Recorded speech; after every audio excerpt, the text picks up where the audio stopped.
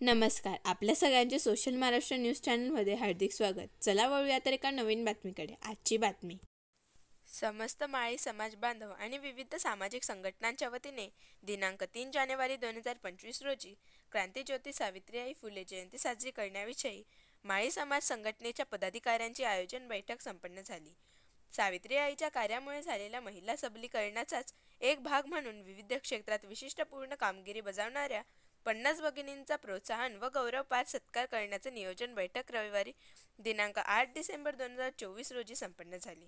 या प्रसंगी सर्व मान्यवरांनी तन मन धनाने झटण्याचे निर्धारपूर्वक ठरविले. भव्य प्रमाणावर कार्यक्रम करण्याचे ठरवले.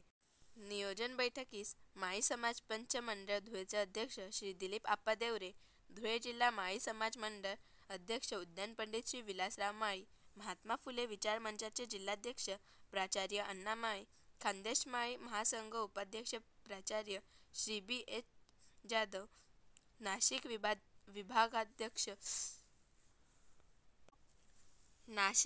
विभागाध्यक्ष प्राचार्य अनिल बोरसे, माजी नगरसेवक गुलाब माळे, सामाजिक कार्यकर्ते भगवान माळे, राजेंद्र देवरे, संतोष खेरनार, सत्यशोधक समाज जिल्हाध्यक्ष श्री राजकिशोर तायडे, काच माळी समाज अध्यक्ष श्री सुनील दत्तात्रय महाजन, समस्त माळी समाज पंच ज्ञानेश्वर माळी, श्री दीपक खेरनार, श्री बिपिन रोकडे यांच्यासह अनेक मान्यवर उपस्थित होते.